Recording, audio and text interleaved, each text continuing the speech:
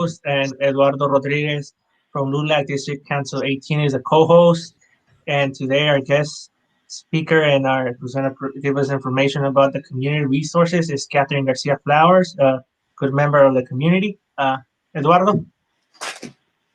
Yeah, my name is Eduardo Rodriguez. I'm a deputy director for young adults with the LULAC District 18 here in Houston, Texas. And we deal with a lot of different issues, not just with the schools itself, but primarily we're a civil rights organization, the oldest civil rights organization in for the Hispanic community in the country.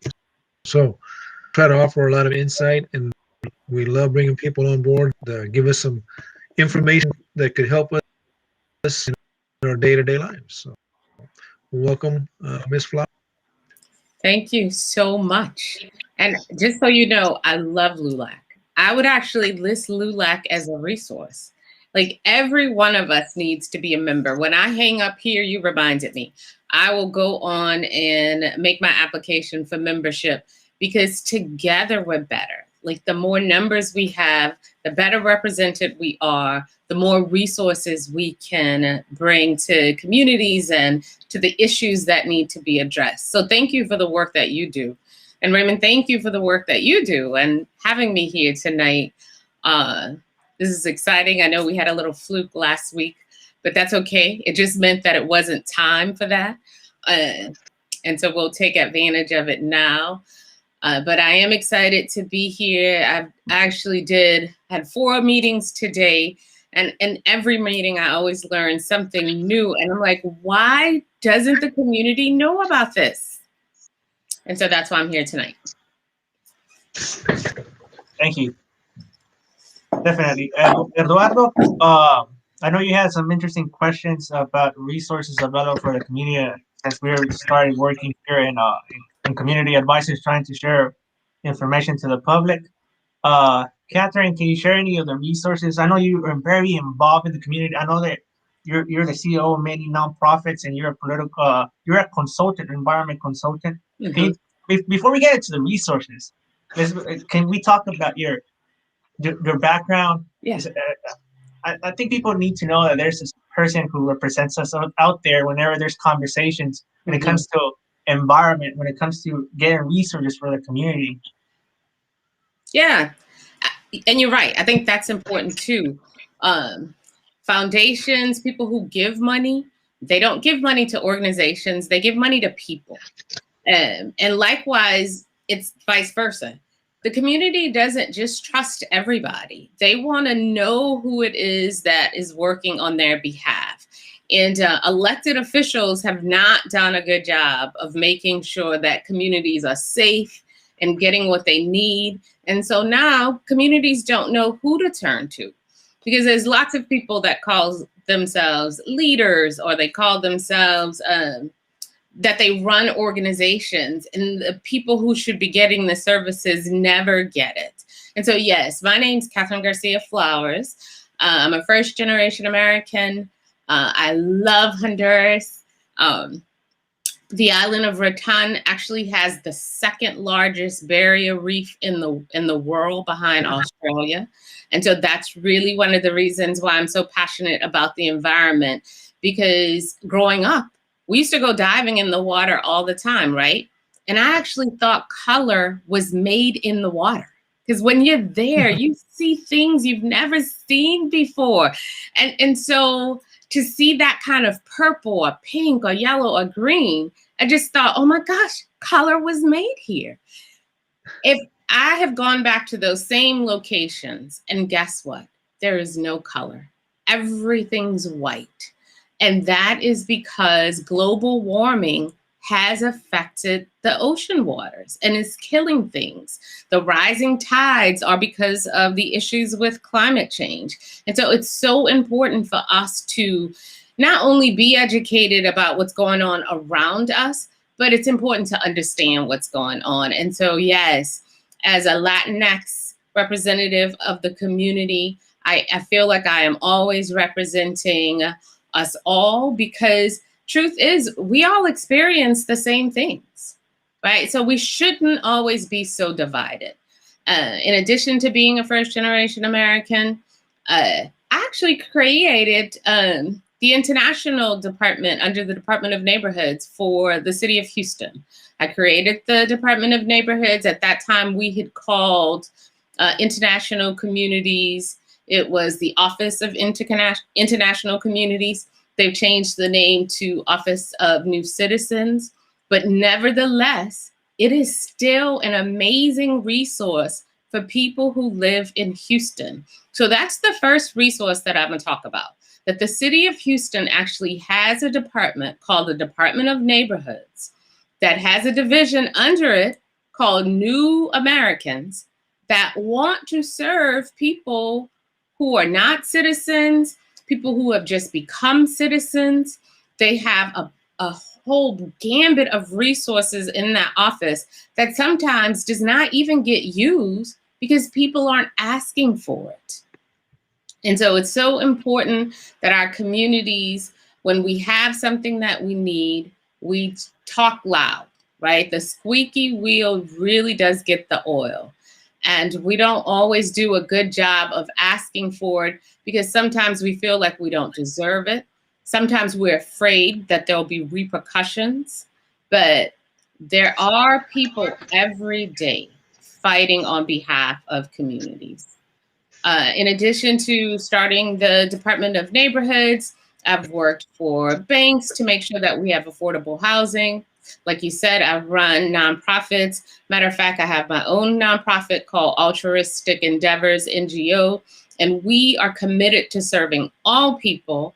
And so there's English and Spanish, and you can always have a direct line to speak to somebody anytime you need anything.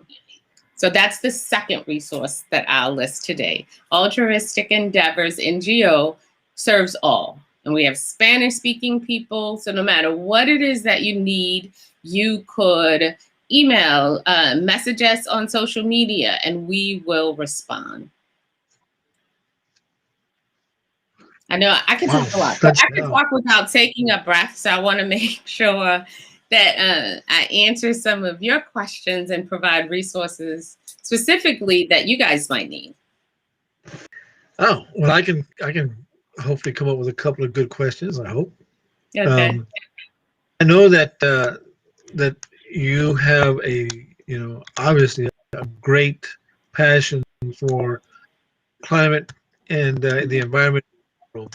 So my first question to you is, in the bigger inner cities like we have here in Houston, are we still being affected by the age-old, I guess, chemical, lead paint and asbestos and things like that? And if so, how is the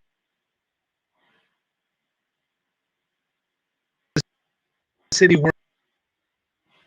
working with that? How are we as leaders, able to get the cities to work with us on those kinds of things? So you broke up for some of that. I'm gonna go ahead and repeat your question just so that people will know what I'm responding to. So in Houston, we are the 4th largest city, 3rd largest city in land mass, we're the most diverse city in the nation.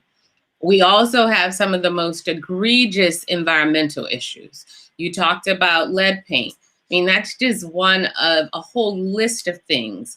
Even before COVID, we needed to be wearing masks because there's something called PM 2.5. It's the microscopic things in the air that's created from traffic, that's created from chemical plants, that spread this little micro thing that gets into your body and stops up your heart, stops up all kinds of things, and it makes people sick.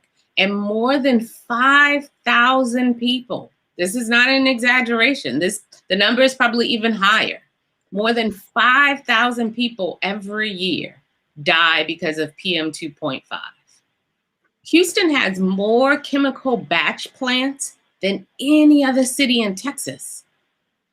That's crazy. And guess where those batch plants are? In our hardest served communities and our fence line communities and our unincorporated area. And those chemical batch plants also are putting out pollutions into our air, and our children are sick. Asthma is not a natural thing, but did you know 1 out of 3 children in Houston have asthma? Asthma is the #1 reason why kids don't go to school. We are higher than the national average. The national average is 1 out of 10. So why do we build schools so close to the highway? Why do we build schools next to chemical plants? So you're right, it is hurting our communities. So what do we do about it? Make noise. So it's interesting. One of the meetings I had today was with the city sustainability office, and the city has created something called the Climate Action Plan. Communities were mad because they said, oh, the city created this, and they didn't even talk to communities about that.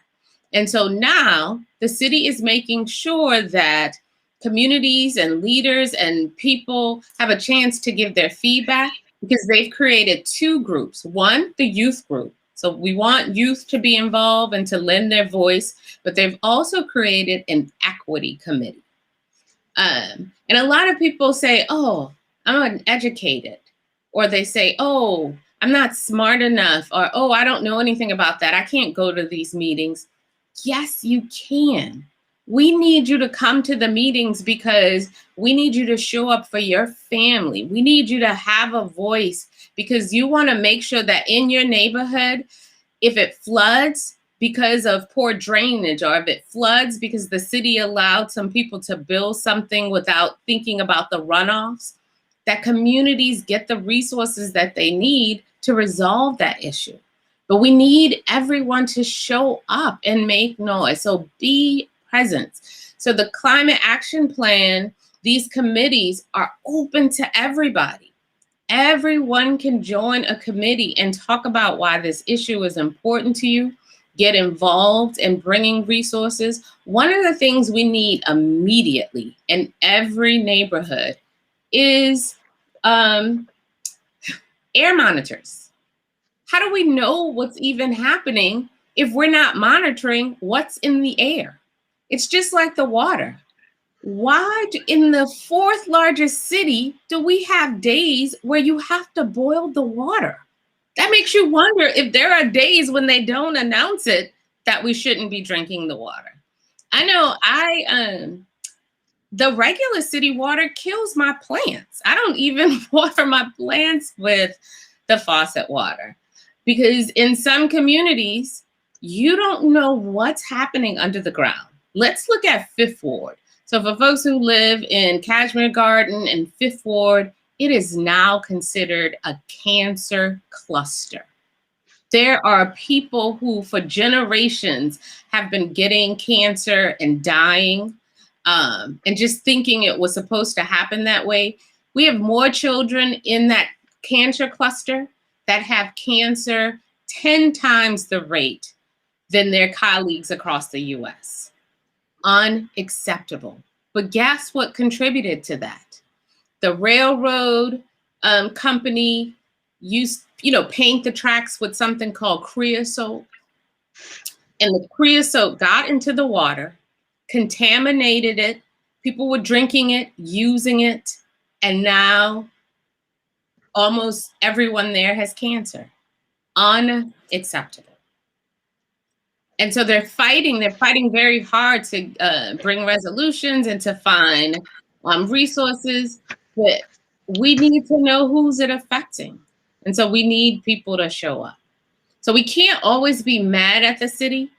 It's what our elected officials, even when you think, oh, I don't vote, or I don't need them. Yes, we do. We need to hold our elected officials accountable. So the next resource I'm going to mention is your elected official. Whether it's your city council, your state rep, your state senator, your congressperson, anyone who has to be voted in, your justice of the peace, call them. They are required to help you. We vote them in. It is their job to serve people. If you're not calling them, if all you're doing is complaining, you're a part of the problem. And so that should really have been the first resource. Call your elected official. You can call the mayor. You can call 311 and make an appointment. Even if they don't respond to you, let me tell you what they do respond to. So one of the jobs I've had, I used to be the governmental affairs for the lieutenant governor of Louisiana. And I never felt more powerful than when we would be in legislative session and elected would turn around to look at me to see if I gave a yay or nay about a bill. And a lot of times they relied on people like me and other community people because they will respond to whoever is calling. So if somebody calls and say, the street light isn't working on such and such a street, let's say 100 people call, they're gonna say, oh my gosh, something's wrong. We need to address that because that's what's the hottest issue. That's that squeaky wheel gets the oil. So call your elected officials. You don't have to give your name. You don't have to give any information. So if you're trying to protect your privacy, you could say that. I don't want to give my information, but I want to let you know this is happening. But it's so important. Again, you're going to hear me say over and over again, show up. When we're not, oh, my camera's off. When you're not at the table, you're on the menu. So yeah, I'm gonna stop talking because it look like we're having camera. It's not showing that my camera is off, but I'm gonna turn it off and turn it back on and see if that helps. Did that work? Yeah, your image is not showing, but we can continue like that. I guess for the moment being. Okay, it's showing that I'm on. My light is green. But okay. Yes, call your elected officials. Let them know what you need. It is so important. Yes, definitely. So yes, your elected officials are very important. They get elected by the people, so therefore they have to serve the people. That's one of their jobs.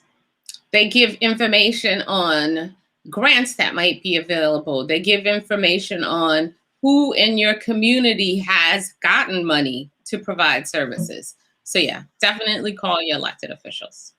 Definitely. Yes, talking about elected officials, at one point you run for office. That's how I came to know you, because you were running for office, and it's a very community-driven campaign. A campaign that it was for helping the community based on issues. It was not about, contracts or people that what that in those meetings that where they hang up and fundraisers. It was more based on the community. That's what I like about your campaign. Hopefully, you decide to run in the future for office, because we need more. We need people who are community leaders and who decide to run for office, and we're gonna get there into that office, and they're gonna help the community. I agree. I'm here to serve. So no matter what capacity, whether I'm just running an organization or I get to work for other elected officials, it's just so important that we make ourselves available, because that's what servant leaders do, right? They serve and they make sure that communities are well. Yes, definitely. So since you said politics, I want to name a couple of other organizations that are actually great resources. I mean, people think of them as political, but the Texas Organizing Project is a great resource for communities. If you don't know what to do about something, if you want to get surrounded by other people who believe in the same thing you believe in, the Texas Organizing Project is another organization. No, I'm still here. It's showing that I'm here. So I'm not sure what's happening. Yeah, we're trying to work through it right now too. We'll see here. You were on a roll too. I was really getting into it. I was writing Definitely, I agree. Yeah, well, I hope y'all talk about LULAC as a resource every week too, because I do love the work that LULAC does. And they're located in every major city. So that's the exciting thing too, that they are a great organization. Well, we Yes, work hard definitely. at it. Yeah, we work hard at it. It's pretty difficult at times, especially right now because a lot of issues have to do with civil rights. But Hmm. for all intent and purposes, we're pretty good with everybody. So Yeah. Ray, you were going to say something? Yes, so yeah, you mentioned Top. They're a really good organization. I have worked with them directly or sometimes indirectly, and they're a really great resource to that help the community in terms of civil rights and fights in politics. They're really good in that, and also for advocating for people's rights. And there's tons of organizations right now. I cannot name them top of my head, but there's organizations that fight for the rights of the people whenever people they work and some people want to take advantage of them because of their legal status and they don't want to pay them.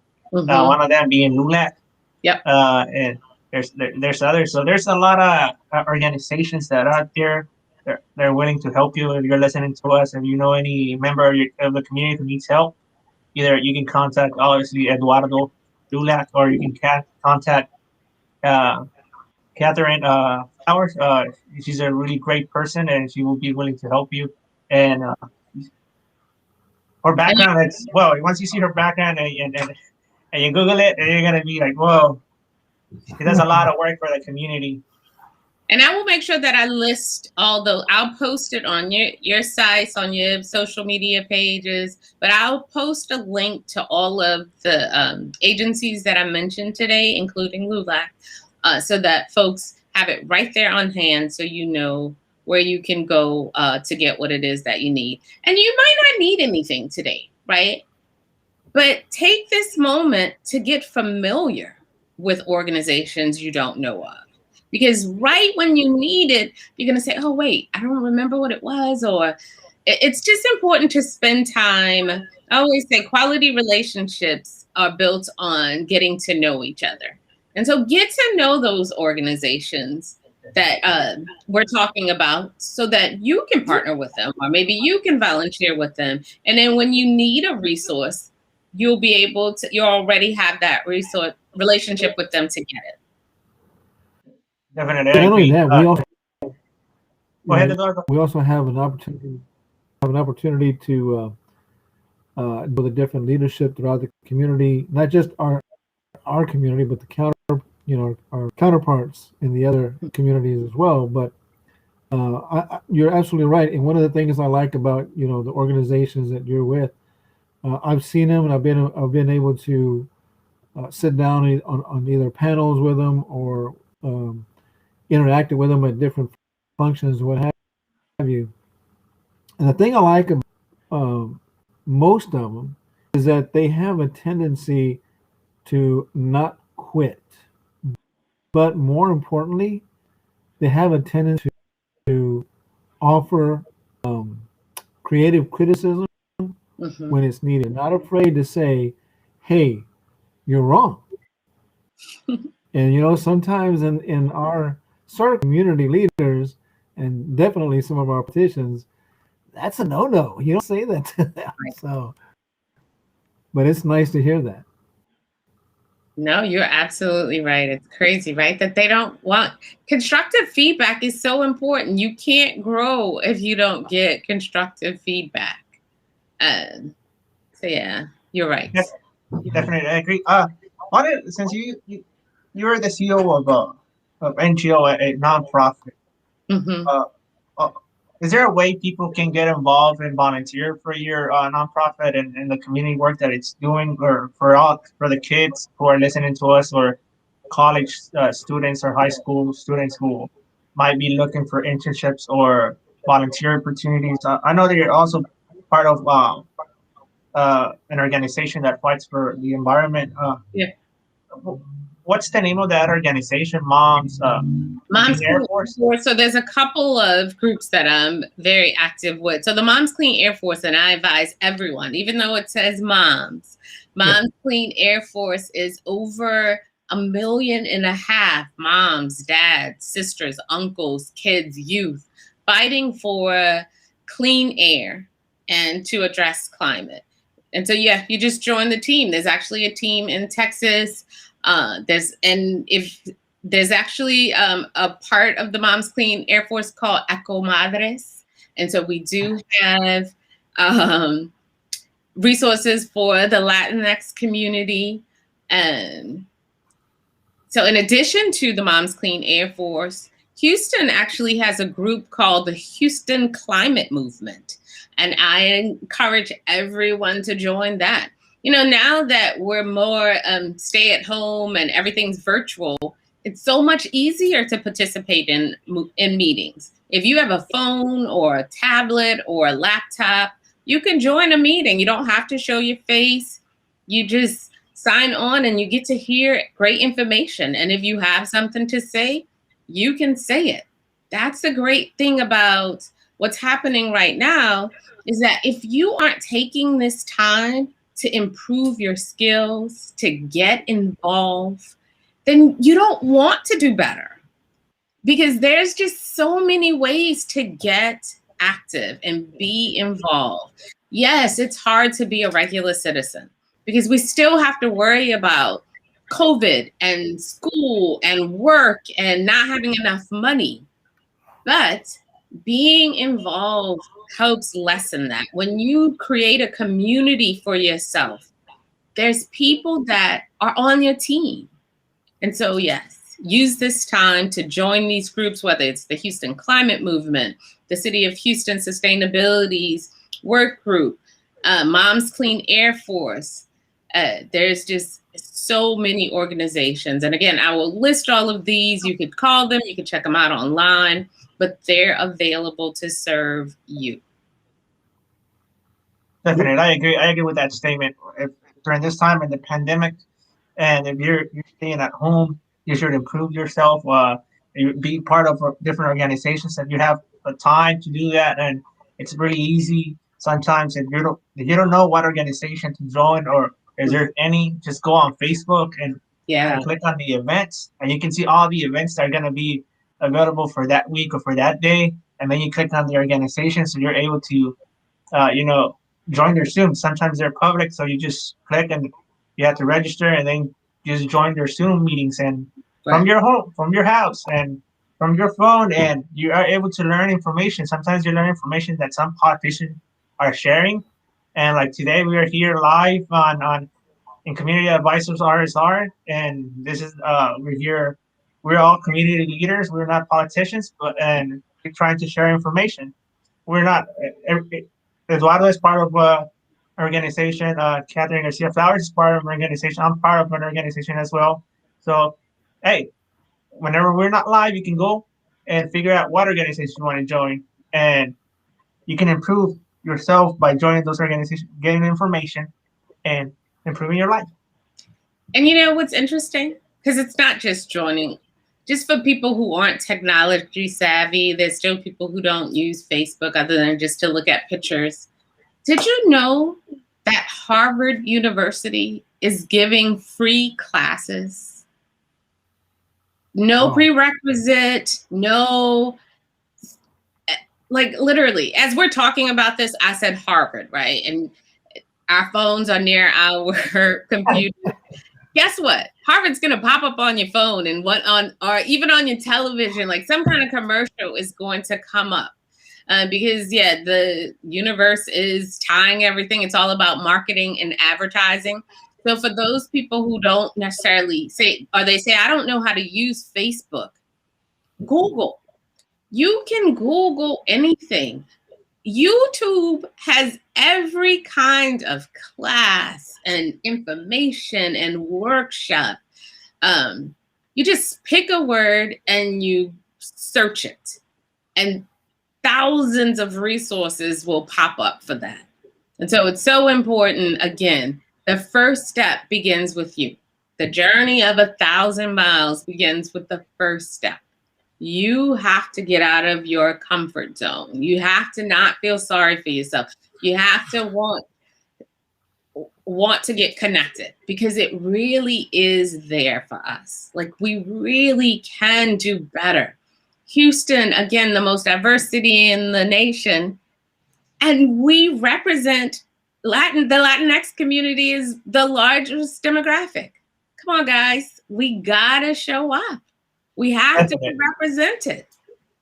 I agree. We're the largest population, but then again, for some reason, we are not the population that is represented either in politics or in community organizations or any type of involvement. We need to increase that. And me and Eduardo, we talk a lot about it, and we talk about it here in Community Advisors a lot. Mm-hmm. We need to get more involved in all aspects of life, professionally, in community as well, in politics, because we need to be there for whenever they're talking about, whenever they're distributing resources, whenever there's be politics, like with the redistricting or X, Y, and Z. We have to be there in the table. We Right. earn a spot. We have to be there, but for some reason we're not there yet. Us ourselves, we just have to have that final push, and hopefully we're gonna in the future years we're gonna be able to do that. And we're working with different people, me and Eduardo, and trying to get that done. I know that you yourself also are doing it, and hopefully we can accomplish that in the future, getting more Hispanic Latinos out there. Mm-hmm. Absolutely. Because as you were saying that, I'm thinking about the Hispanic Chamber, and then there's the Entrepreneur Chamber. And yeah, there are resources for us. We just have to want to be there. Definitely.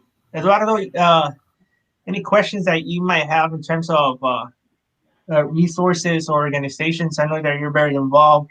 And today we have Catherine Garcia Flowers, who is part of a lot of organizations and fights for the environment. Any interesting questions that you might have? I know you have 1,000 questions.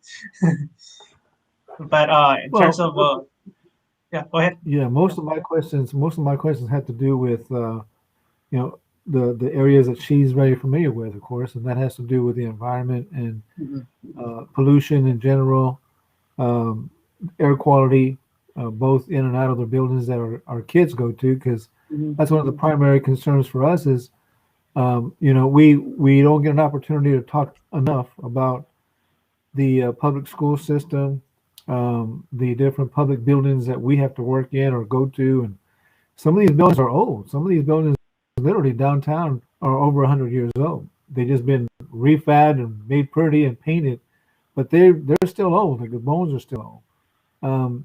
The schools, I know for a fact there's a couple of schools that I've been to that I've had to actually go in and help the principal and the teachers on weekends scrape paint and paint the doors and put in new caulking on windows and so on, because the school didn't have the resources to take care of just minor everyday maintenance like that. Can you imagine the stuff that they're not doing, like air quality, like asbestos, like those things, because that's real money. That's something that it really hits the pocketbook of a lot of companies, school, public, private, doesn't make a difference. So that's my, I guess my question in those areas are, how or does the organizations in and around Houston and Harris County, do they get guidance and federal money and grants and matching funds from the different agencies that help for that type of stuff? The answer is yes. So what's interesting about public schools, and we just seem to be in denial about it. The public schools that do well are the schools where parents are involved. And so we have way too many schools where there is zero parent participation. And that could be for a lot of reasons.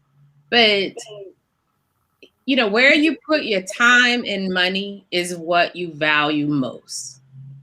And so as parents, Yes, our children are important to us. Education is important, but it goes a little further. School is not a babysitting service, right? Again, those schools that do well, their parents are there they're volunteering, they're raising money. You know, the PTA and PTO are active organizations that make sure that kids have the resources that the school can't afford. And another thing that people don't understand is that each school is like its own business. And so the principal literally runs that school. And so if her priority is sports, she might not be thinking about facility and who's holding her accountable. So if no one's holding the principal accountable, then nothing's going to change. And so being involved in schools isn't as hard as people think, right? It's not just going to pick up report cards. Because nowadays with technology, it's so easy to get involved. You can send an email, you can call your teachers now, you can call the school. Again, the squeaky wheel gets the oil. And so it's so important that whether it's school, whether it is your church, whatever it is, things that miracles are done by regular people, right? Like the universe uses regular people to do extraordinary things every day. And so part of the solution is us, is the community. It's showing up on behalf of the issue that we want to address. But yes, there is resources. Yes, the federal government, especially now in the CARES Act, is hundreds and thousands. I mean, they're now our budgets are now $1 billion budgets. When we were growing up, billion wasn't the word, right? Like I didn't even know $1 billion was a thing. Like that, we thought that was a make-believe thing. Billion, trillion, gazillion, but we're here. We're in that future. Yeah. And, you know, it's so true what you're saying. I literally heard yesterday that Elon Musk is on track to be the first trillionaire. Unbelievable.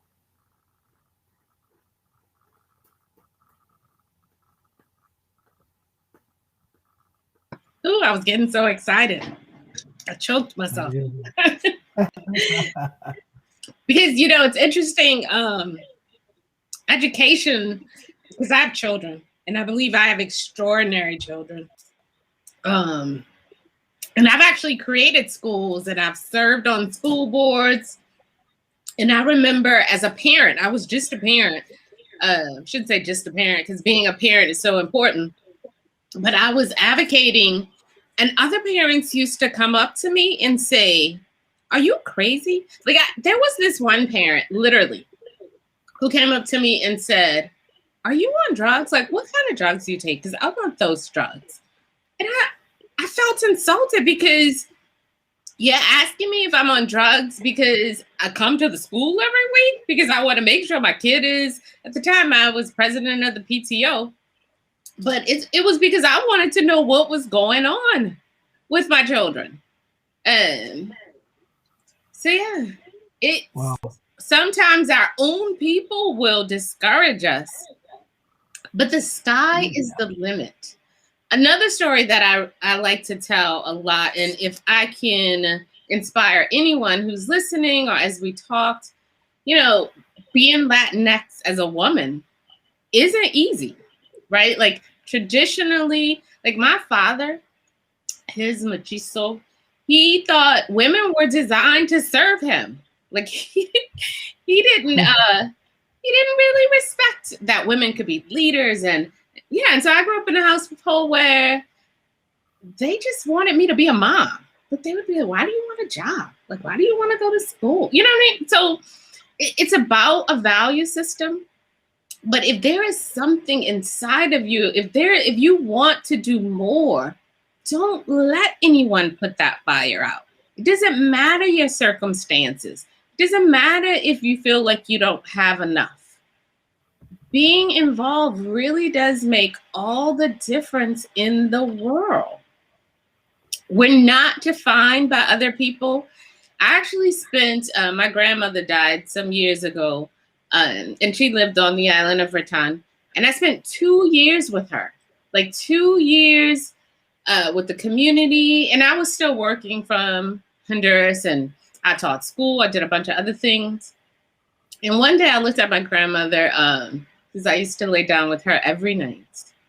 And I said, Abuelita, if you could give me one word of advice that you would want me to take, like if you would want me to do one thing over, what would that be? And I couldn't wait to hear what she would say, because after spending so much time with my grandmother, I could feel her love, right? Like I had enjoyed spending time with her. And but she said to me, you need to go get a husband. You work too hard. She started saying all these things that I thought was negative, and my heart was broken because I thought that she had valued that I was there and that I wasn't relying on anybody. And I'm not saying having a husband isn't bad. And at one point in my life, I had a husband and it didn't work out. But sometimes we are carrying old values, old traditions that don't necessarily apply now. And so we all have a role, whether you're a woman, whether you're a child, whether you're a student, whether you are a man who has to switch industries because construction isn't working. There's a time and place for everything, and we all add value. Like each of us brings something to the table. And so it's so important that we recognize that and value each other and see each other as a community and as the resource. Good. That was right. I believe that was well said as well. And I think that's one of the things that we're trying to, go through here in the United States. We're less than 300 years old. These are Right. growing pains that we're going through. Right. And it takes time for us to get things back together. I agree. But it's also important that we talk about it, that we give permission. Because a lot of times people think, oh, that's the way it's always been, or I can't do that, or I'm afraid to say it out loud. But it's okay to have conversations. It's not to say that it's that the old is wrong, but Right. it should be valued differently, I think. For instance, I remember when I was growing up, I could go down to tons of stores that no longer exist, Montgomery Ward being one of them, and my dad would buy me some cowboy boots that I would use every single day when I was a kid. Mm-hmm. Didn't think anything of them. They were just cowboy boots. I got them muddy. I did whatever I needed to do with them, and so on and so forth. But as I got older, I realized the value of a good set of boots, a good set of shoes. And I wanted the traditional. I wanted the old. I wanted the foundation of good shoes, not the flamboyant, Air Jordans. Although they're not bad. I'm saying that they're not bad. I'm just saying that as you get older, you remember looking back and thinking, wow, my grandpa used to wear this kind, and think, wow, that was cool. Now it's even cooler. We sit down and we drink wine, but we drink wine that has a history behind it, not brand new wines. But at the same time, if we don't try the new wines, we'll never know if they're any good.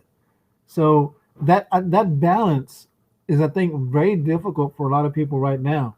The older generation, 60 and above, which is pretty much my demographic, they hang on to the past with a passion. They want to pass that on to the next generation, the 40 through 60, which is cool. They're trying to accept it, but they're kind of caught in the middle. As the 30 and under, they've never been around without internet, so their concept of what is,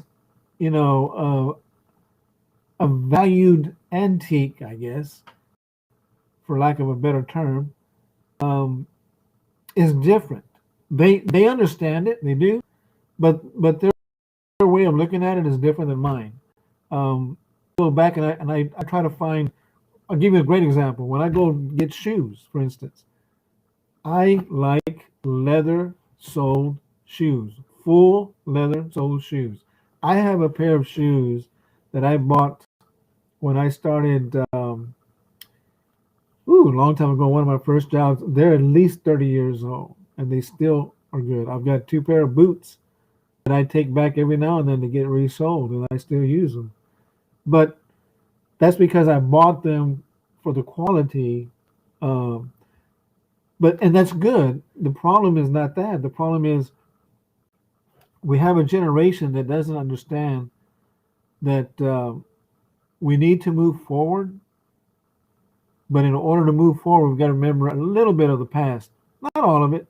Just got to remember we've got a foundation somewhere, and then from there we need to leap, because I know that people stand on my shoulders to move forward. I hope so. I hope I didn't work 60 years of my life that somebody could sit there and not utilize all the information that we're talking about right now. I know that that's crucial, and I want the same thing. I want to introduce people that I know of, young, uh, middle aged, some of those that are my age, to you and your organizations, so they can get a perspective, a good perspective of what is out there as far as a new challenge. I grew up in West Texas. Climate was every day, but it wasn't the way it's looked at today. It was, you get up in the morning. If it was sunny, you went to work. If it was going to rain, you put on a jacket, so on and so on. And it was snow in the winter and hot in the summers. But we didn't understand why there was more rain, why there was more snow, why the droughts were taking place. We didn't understand all that. We just dealt with it. But that's a big issue today that if we don't address. We're going to have a very hard time, all of us, living in the future, because there won't be enough food. There won't be enough livestock, and the T-bone steaks that we enjoy today are going to be very far and few between 50, 60 years from now if we don't start moving around and trying to make things happen. I hope I have a good insight. I try to, hang on to the ideas that your organization, yourself, and others like you offer, because I don't want my kids to be left out. And for me, that's a big deal, because that's all I have left is passing everything on that I have to them. But I don't want them to be stuck in the old past either. I want them to realize I did what I did so that they can do what they do. Does that make sense? I'm so glad you said all of that, because you're absolutely right. Do y'all remember that movie, Mad Max? The Mad Max movie?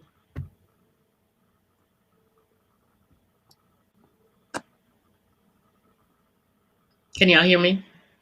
Yes, we can hear you. Oh. I think so. Yes, I think we do. It was one of those. If you Google it, it's funny. It was with Mel, that actor Mel, the famous. I think he's Australian. Anyway. Yes. Yes, I know which one you're talking about. Do you know that movie is 2021? So, like, when that movie was made, they were saying 2021 was the future. We're really living in the future. So there's so many things that we have to do to catch up so that we could do better, so that there is a future, a real future for our children and our future grandchildren. But it's all going to be dependent on us. Yes, definitely. We have to take responsibility for our actions, and that's what we're trying to do by sharing as much information as possible here, and hopefully people listen and they take action, and since like you had mentioned before, those actions sometimes are small, like being part of those who are parents, being part of their being part of their kids' education in their school, joining and helping that school become a better place. Like Eduardo, thank you, Eduardo, what you have done for schools. I know that you just mentioned that you had, help schools doing labor work, knowing that you have an extensive background in government and in politics, organization. You still go out there and help the community physically, so that's good. That shows a lot. So yes.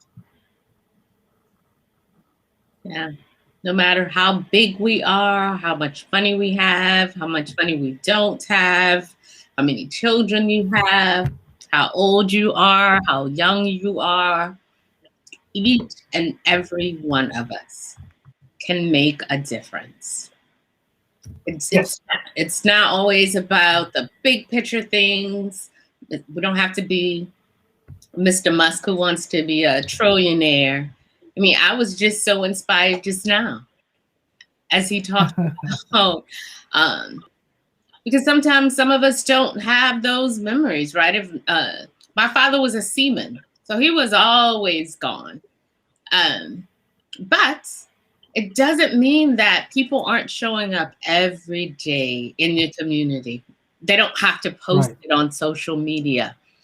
And your investment, that time you gave, I'm sure has multiplied what was given to that school, because you took the time to do a thing that needed to be done. And that's part of our responsibility as humans, right? That's what love is. You know, there's that saying, love your neighbor as you love yourself. Well, loving yourself starts with showing up.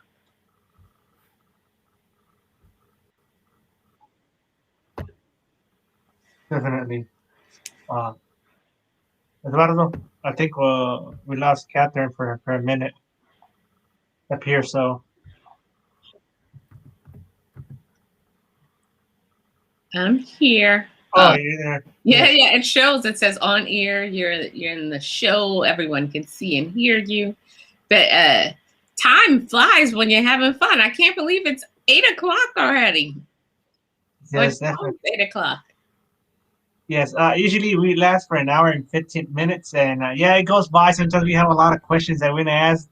We want to ask those guests that we invite, because they have a lot of information, like today, and there's a lot of questions that we want to ask. But thank you for joining us today, Eduardo. Thank you also for joining us. Any final comments, Eduardo or Catherine, for our viewers, for our public who every Monday and at 7 p.m. they join us here on Facebook Live and on, on Twitter Live and on YouTube. Who are watching us? Any comments? Any final comments? Well, I want to offer, and there's a couple of other resources that people don't know about. I just want to make sure they have.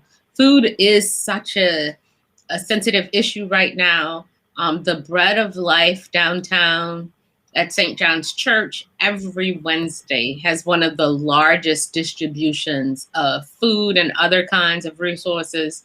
They have washing powder and all kinds of stuff. It's not just food, but the food bank does give food, but there's other sponsors who bring in hand sanitizers and gloves and other things that people may need. They start at 8 o'clock in the morning. Definitely recommend, if you are in need of anything, check that out, Bread of Life. And then another organization, it's called Capital Idea.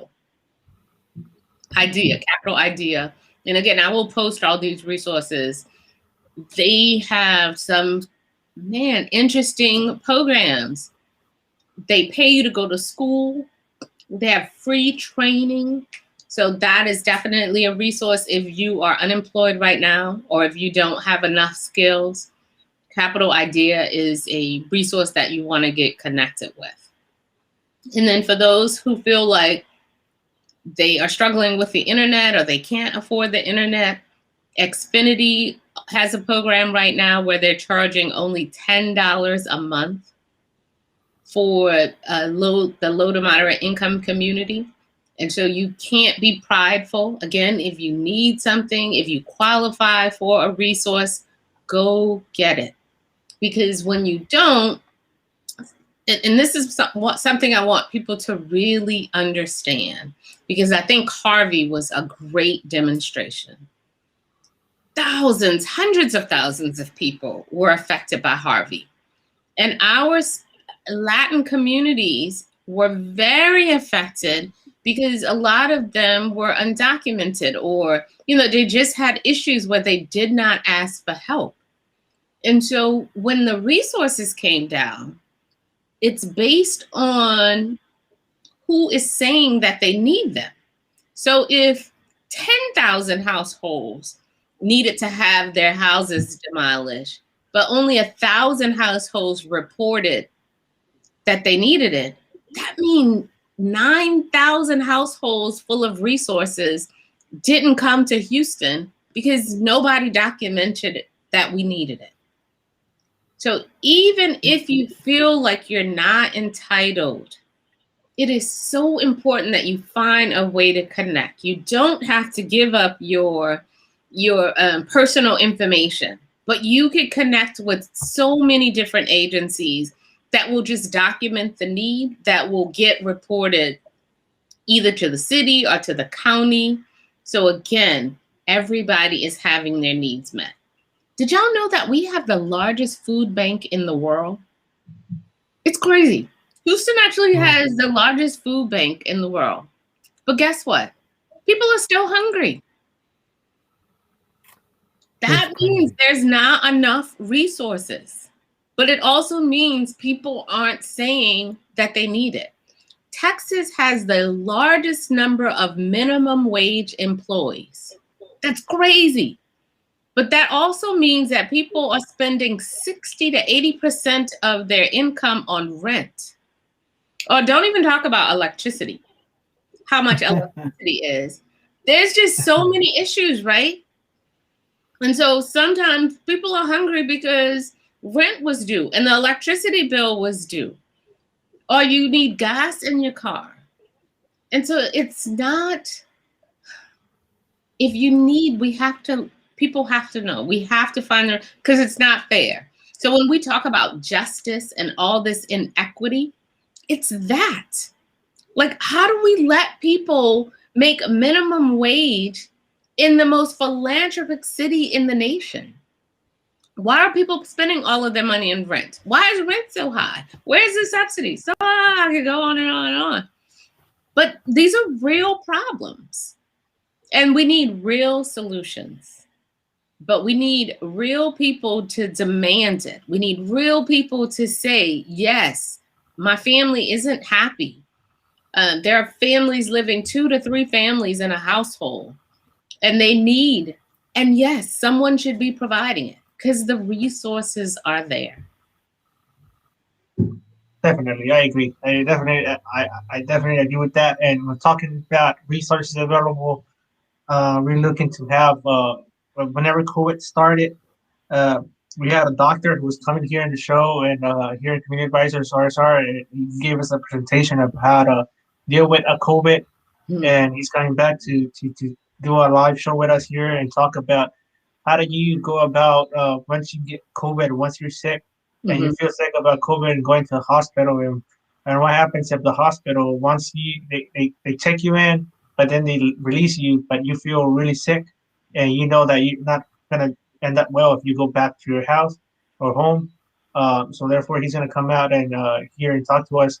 How do you tell the doctor and the nurse that they have to, legally admit you to the hospital, and you can stay there, not Right. because they're Hispanic. They just gonna kick you out, because he's gonna even talk about a situation that he dealt with. He himself being a doctor, and being in the hospital and dealing with that situation itself. So resources are available for the community, and all should take advantage of that if you need those resources. And sometimes there might be people who are not very nice. And whenever there's people who are not very nice, there's usually a protocol, a form of that you have to follow, how to make a complaint. And usually those people, either they get fired, or those people, somebody tells them something, because their role is to serve the community, not to harm the community. Absolutely. Yes, it seems that we lost Edward. Any final comments? I know I already mentioned it once, but any final comments, Catherine, before we end the show today? Thank you. My final comment is that I am so grateful for people like you who understand and selflessly give. The world is a better place because you are in it and you're committed to making sure that this happens. So I'm grateful that you would even include me. Again, I will send a list where folks can find these organizations on social media and get connected. But I just want to communicate how grateful I am. Thank you for joining us today. Thank you for all who are watching us today, and all have a blissful evening, night, and stay safe.